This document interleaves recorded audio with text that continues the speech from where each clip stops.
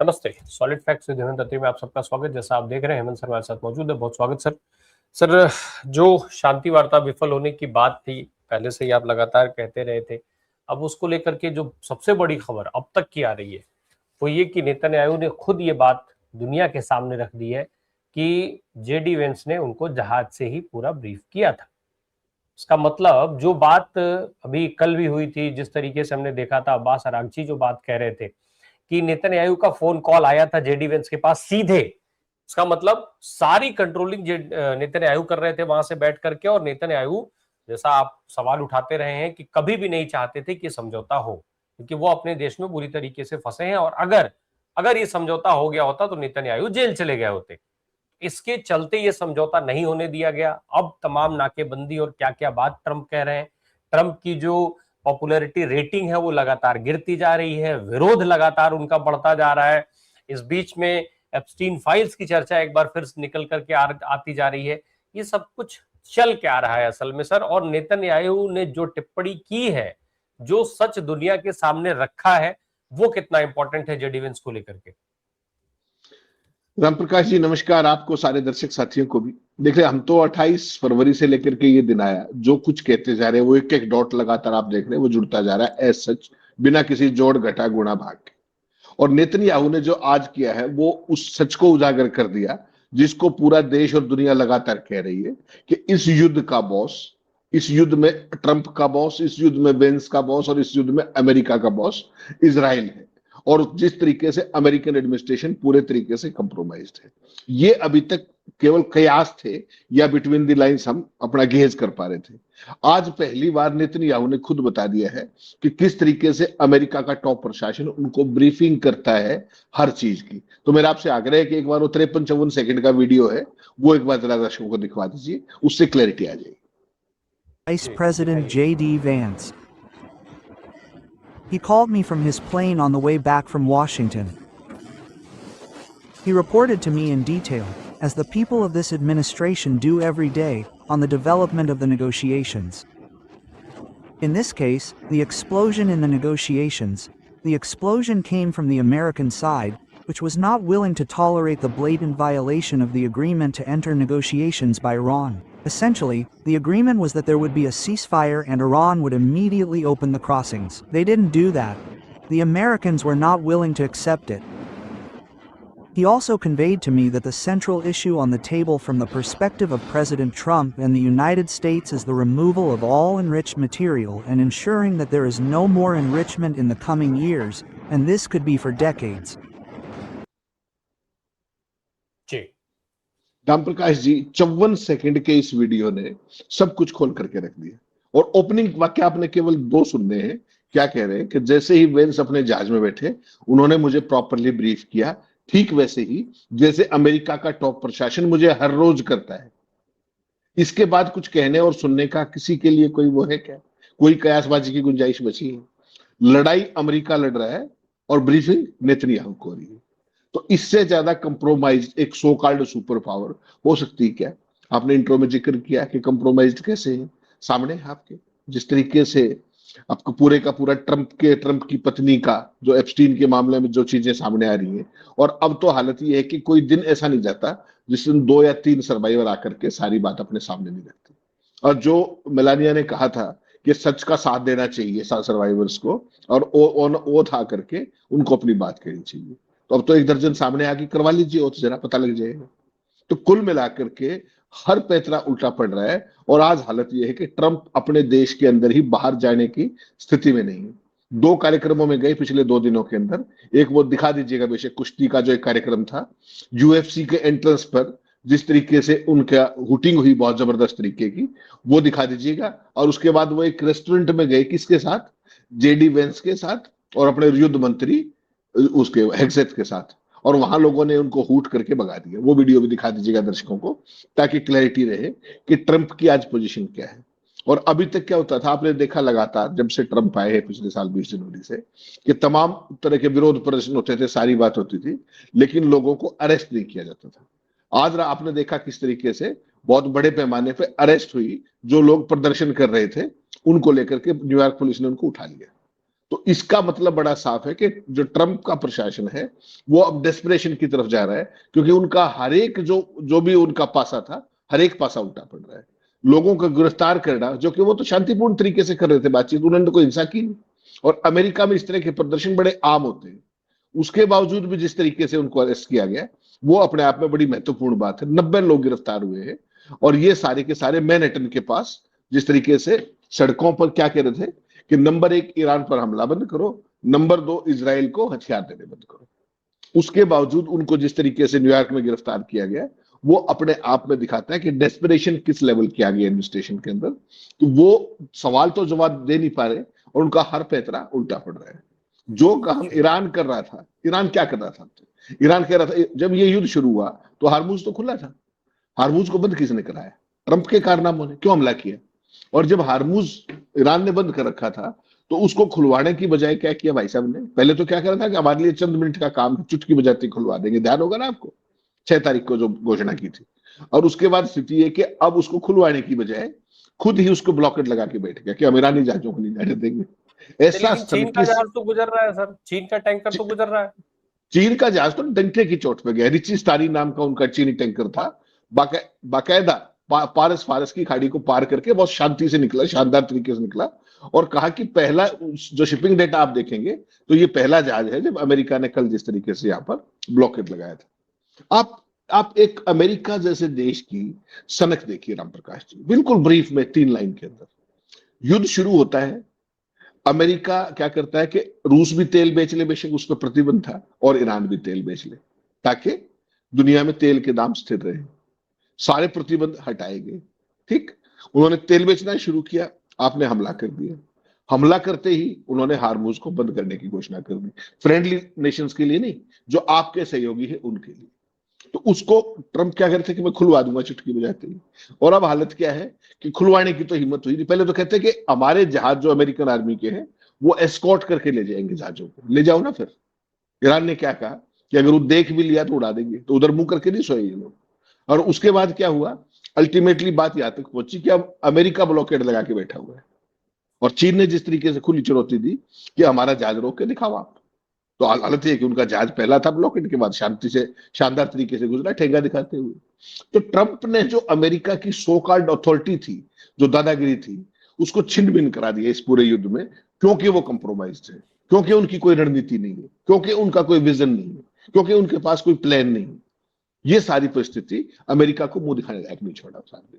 हम ट्रंप और cease fire पे फिर लौटेंगे, लेकिन उसके पहले जरा चीन की बात कर ले सर। चीन ने जिस तरीके से चुनौती दी है, नेतन्याहू अपनी जगह पे, चीन ने जिस तरीके से चुनौती दी है और जितनी गंभीर टिप्पणियां चीन कर रहा है, साफ तौर पे शी जिनपिंग ने ये बात कही है कि भाई दुनिया जो है वो जंगल के कानून के हिसाब से नहीं चल सकती है।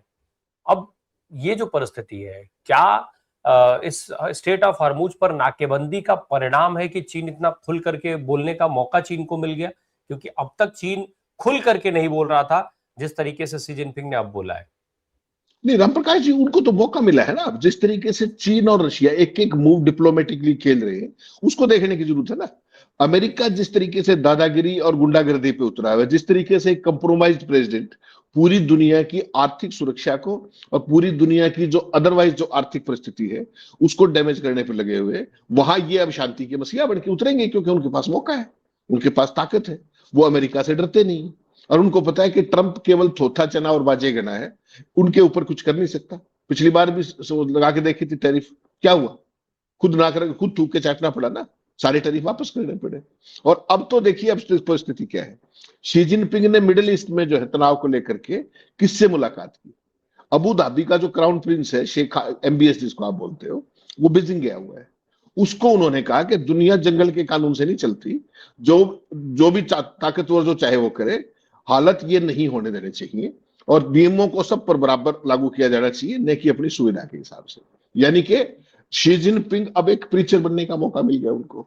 रशिया ने उससे भी आगे बढ़ के एक बात कही। रशिया ने कहा कि अगर अपना ईरान चाहे तो उनका जो हमारा जो भी आपका जो एनरिच्ड यूरेनियम है उसको हम अपने पास रखने को तैयार है। ये क्या मतलब है कि बेसिकली अमेरिका की बेहूदगी देखिए आप। वो अमेरिका के पास ये अच्छे से जानकारी है कि उनका जो यूरेनियम है वो 60% से ऊपर अनरिच्ड नहीं है, और एटॉमिक उसके लिए कम से कम 90% चाहिए। एनरिचमेंट की सारी फैसिलिटीज को आप बर्बाद कर चुके हो। पिछले साल जून में भी आपने दावा किया था और इस युद्ध के अंदर भी जिस तरीके से आपने सारे दावे करे। ठीक, अब जो बातचीत हुई, जो आज न्यूयॉर्क टाइम्स ने रिपोर्ट छापी है, आप जानकर हैरान हो जाएंगे वह क्या कहा। श्रीमान जेडी वेंस कहता है कि आपको एनरिचमेंट जीरो पे लाना पड़ेगा। क्यों लाएंगे जीरो पे? जब उनके पास न्यूक्लियर पावर प्लांट है और न्यूक्लियर पावर प्लांट के लिए भी जो यूरेनियम का फ्यूल यूज होता है वो 5 से 7.5% एनरिचमेंट चाहिए। हजारों करोड़ रुपए के अंदर न्यूक्लियर पावर प्लांट बनता है। आपकी दादागिरी से वो अपना न्यूक्लियर पावर प्लांट बंद कर देंगे क्या? क्यों कर देंगे? तो उन्होंने फिर भी ये कहा कि 5 साल तक हम बंद कर सकते हैं। ठीक, फर्दर ये कहते नहीं जीरो एनरिचमेंट पे लाओ। ये जीरो एनरिचमेंट वही चीज है कि हम समझौता करना नहीं चाहते, हम तो आपकी बाजू मरोड़ रहे हैं। ये अमेरिकन प्रशासन की जो आर्म ट्विस्टिंग कह लीजिए, आप दादागिरी कह लीजिए या अव्यवहारिक अप्रोच कह लीजिए। और आप एक चीज मत भूलिएगा कि ये बिल्कुल बिल्कुल बागची ने साफ बताई कि बातचीत के दौरान भी जिस तरीके से नेतन्याहू ने जेडी वेंस को फोन किया सारे डेलीगेशन के सामने, तो उसका मतलब क्या है? ये युद्ध तो अमेरिका अपनी इच्छा से लड़ नहीं रहा। अमेरिका का तो कोई स्टेटेड ऑब्जेक्टिव नहीं है, ना कोई उनका एम है। वो तो केवल और केवल ट्रंप ब्लैकमेल्ड है, कंप्रोमाइज्ड है। इसलिए नेतन्याहू खेल रहा है सारे का सारा अपना लॉन्ग टर्म का जो एजेंडा है ग्रेटर इजराइल का। मैंने आपको पहले दिन कहा था कि वो एजेंडा कभी पूरा नहीं होने वाला। चाह करके ईरान को ये कभी हरा नहीं सकते। और इसमें अल्टीमेट सफर आप देखिएगा। आज आपने हंगरी का परिणाम देखा। हंगरी में जो व्यक्ति उसका जो चुनाव हारा, प्रधानमंत्री जी 16 साल से सत्ता में काबिज था, उसका प्रचार कौन कर रहे थे आपको पता है? नेतन्याहू का सुपुत्र और जेडी वेंस स्पेशली उनके प्रचार के लिए गए थे।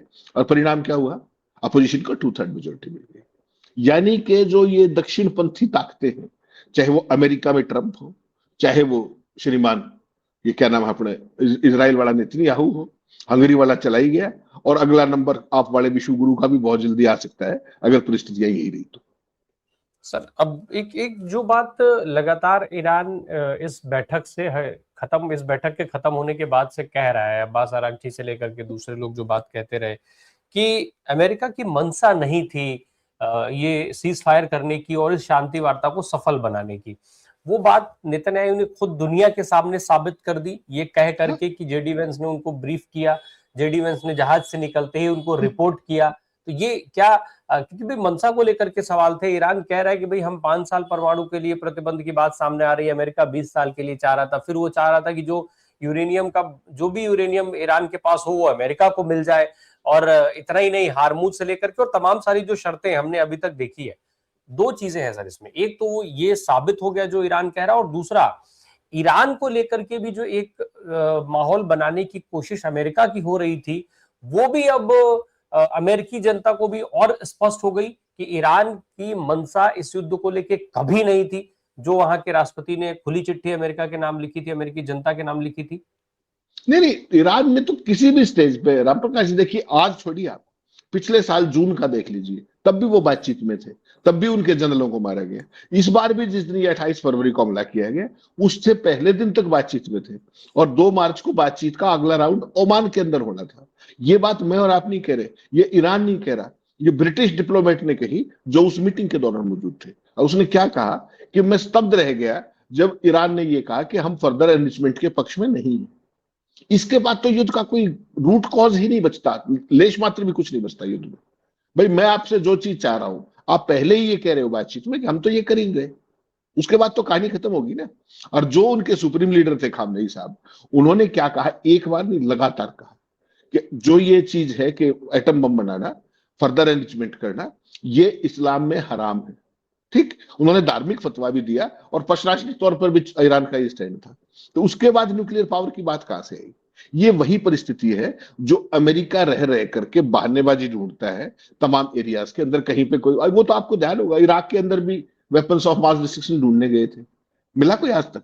कोई लेश मात्र कोई अंश भी मिला हो तो केमिकल वेपन्स का? पूरे का पूरा देश बर्बाद करके रख दिया।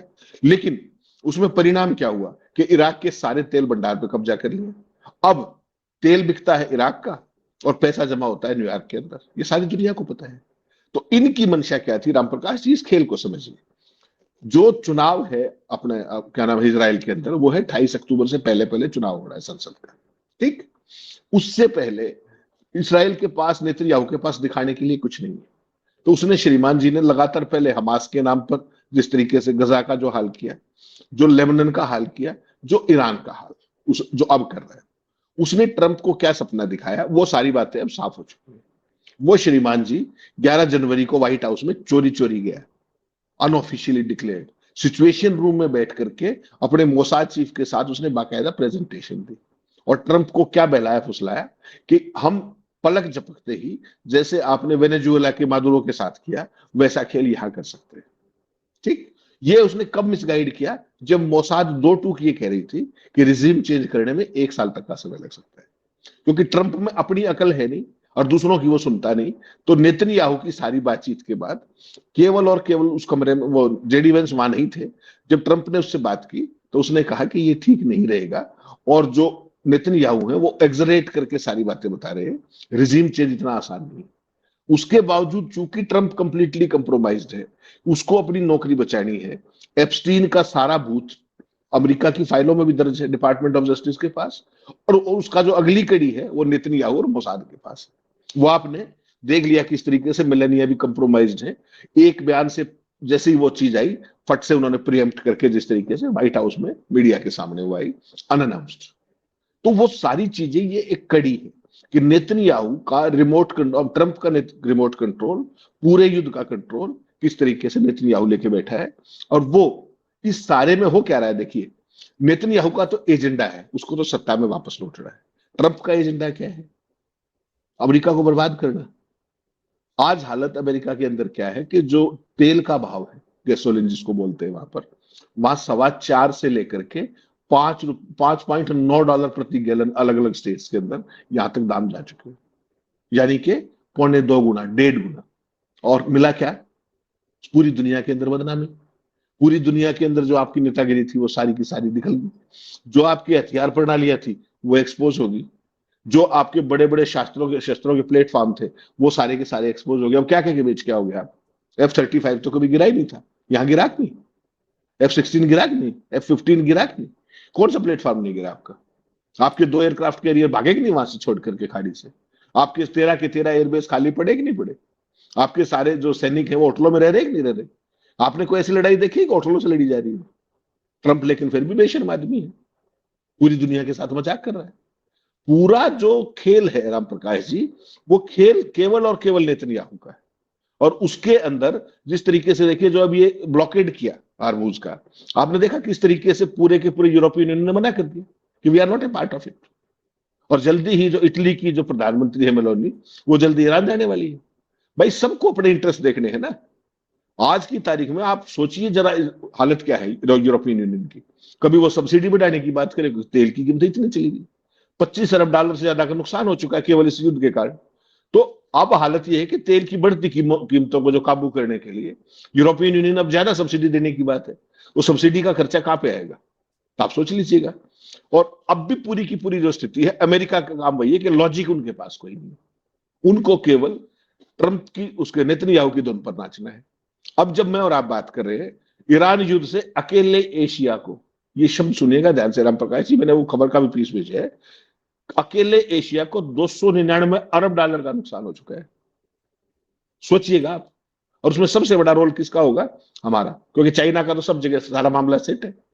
अमेरिका इजराइल युद्ध के बीच का असर एशिया प्रशांत की अर्थव्यवस्था पर सबसे ज्यादा भारी पड़ सकता है। ये मैं और आप नहीं कह रहे, ये संयुक्त राष्ट्र विकास कार्यक्रम यूएनडीपी कह रहा है, जो कह रहा है कि क्षेत्र को अब तक $299 तक का नुकसान हो सकता है। ये क्षेत्रीय जीडीपी का 0.3 से 0.8% तक है। वैश्विक स्तर पर 3.2 करोड़ लोगों के वापस गरीबी में जाने का खतरा है, जिससे करीब 88 लाख लोग एशिया प्रशांत क्षेत्र के होंगे।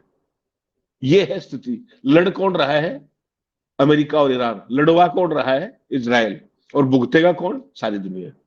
यह बात उस ट्रंप को समझ में नहीं आ रही, क्योंकि कंप्रोमाइज्ड है। क्योंकि जिस दिन थोड़ी सी भी चू चपाक की, शाम तक सारी वीडियो आ जाएंगी, ना खुद रहेगा ना धर्मपत्नी रहेगी। ये जो पूरी परिस्थिति है, अब अमेरिका के लोग भी सड़कों पे आकर के हर जगह, आप सोचिए होटल में गए थे ट्रंप, आपने कभी देखा कि राष्ट्रपति बिना खाना खाए भागना पड़ जाए। वो वीडियो जरूर दिखाइएगा दर्शकों को। वेंस उसके साथ, हेगसेथ उसके साथ है, और ये भागना पड़ा। और फिर क्या किया, व्हाइट हाउस में आकर के ओवल ऑफिस में, जैसे मैं और आप ऑनलाइन खाना मंगवाते हैं, ऑनलाइन खाना मंगवा करके खुद ले रहा है वहां डिलीवरी बॉय। ये हालत है अमेरिका के राष्ट्रपति के आज। इस उपहास का पात्र किसने बनाया उसको?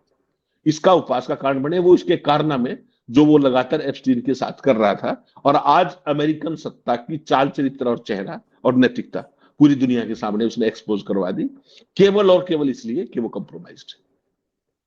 सर अब एक सवाल ये है कि जब इतना सब कुछ हो गया, विरोध इतना हो रहा है, ट्रंप की बयानबाजी इतनी ज्यादा हो रही है, उनकी नाकेबंदी भी उन्होंने करवा दी, उसके बाद चीन का टैंकर निकल गया, पर एक चीज जो अब तक नहीं हो रही है, जिस तरीके के हमले का डर ट्रंप दिखाते रहे हैं, अभी तक अमेरिका ने कोई हमला नहीं किया।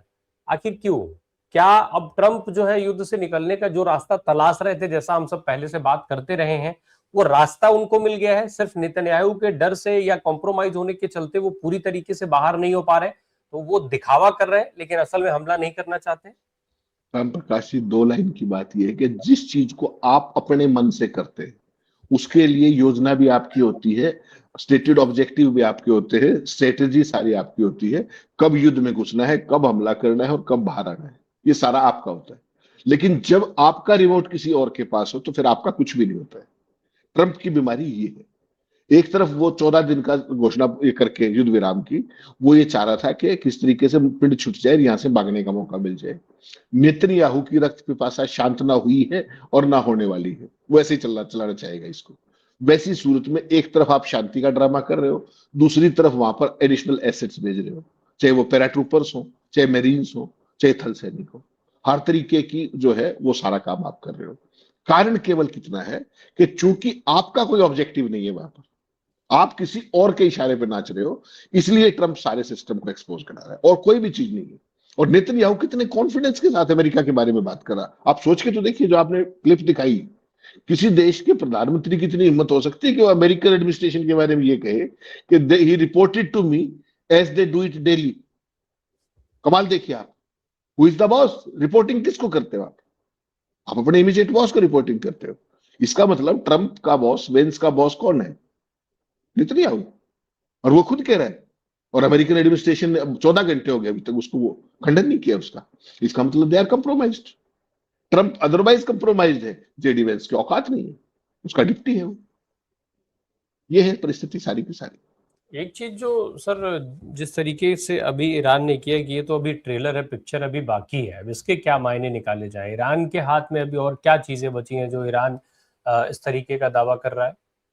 ईरान ने आज बाकायदा आप देखिए ना किस तरीके से उनकी एम्बेसी ने ट्वीट करके सारा बताया है कि अभी तो आप शांति करिए, हमारी असली ताकत, अब ताकत कहां बची हुई है? ताकत बची है समुद्र के अंदर। श्रीमान जी क्या कह रहे हैं ट्रंप के? 152 जहाज उनके डुबो दिया, अब उनके पास नेवी के नाम पे कोई चीज नहीं है। तो आज उन्होंने वो छोटी छोटी बोट्स दिखा करके बाकायदा ट्वीट करके पूरी की पूरी चीजें दिखाई और कहा कि दुश्मन के मंसूबों को नाकाम हमने अब भी किया है और आगे भी। ट्रेलर दिखाया है अभी तो, अब तो पिक्चर दिखाएंगे। और क्या कहा? जो एशियन गल्फ के अंदर जो रेड बीज नाम की तेज रफ्तार वाली मिसाइल बोट्स हैं वो दिखाई है उन्होंने। उसको दिखाइएगा, उसमें म्यूजिक बंद करके, क्योंकि उसमें कॉपीराइट का इशू आएगा। किस तरीके से बताया कि ये फास्ट मिसाइल बोट्स मधुमक्खियों के झुंड की तरह काम करती हैं और विरोधियों को तेजी से, ये देखिए, ये जो है पूरे का पूरा ट्वीट किया है उन्होंने कॉन्सुलेट जनरल ने मुंबई से। जो ईरान का कॉन्सुलेट जनरल हमारे यहाँ है, ये छोटी बोट्स। और ट्रंप क्या कह रहा था कि इनके पास तो कुछ है ही नहीं अब नेवी के नाम पर, कर लो मुकाबला आ जाओ। आपके पास तो यूएसएसआर ग्रांड फोर था, आपके पास तो अब्राहम लिंकन था, क्यों भाग गए वो छोड़ करके? इनके पास तो कुछ भी नहीं है, आओ। तो ये जो अमेरिका का, जो मैं आपको पहले दिन से कह रहा हूं कि they are fighting this war with a conviction, and for them it is not a war of choice, it's a war of compulsion, it's a war of survival. तो एक आप कंप्रोमाइज्ड व्यक्ति लड़ रहा है और दूसरा कमिटेड व्यक्ति लड़ रहा है, दोनों में कितना अंतर होगा?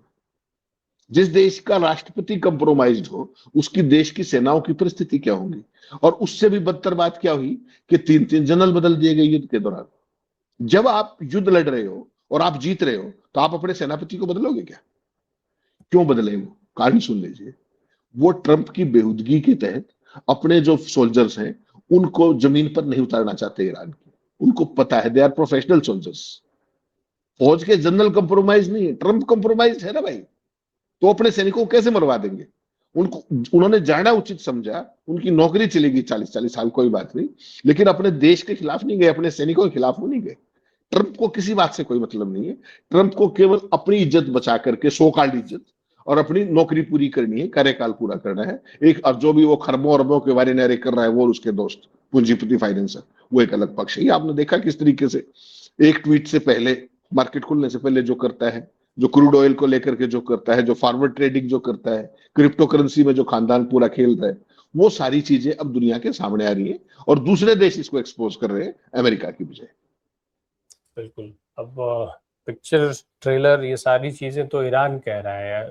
ट्रंप साहब जो दावे करते अभी तक दिखाई दे रहे थे, चीन के खड़े हो जाने से, रूस के खड़े हो जाने से मुझे लगता है कि शायद परिस्थितियां ट्रंप के लिए और ज्यादा भयावह हो जाएंगी। अपने देश में घिरे हुए ट्रंप दुनिया के तमाम देशों ने पहले ही उनको जो है बहुत इनकार कर दिया स्पष्ट रूप से, और अब रूस और चीन का उनके सामने खड़ा हो जाना, ये मुझे लगता है अमेरिका के लिहाज से परिस्थिति बहुत खराब होती जा रही है।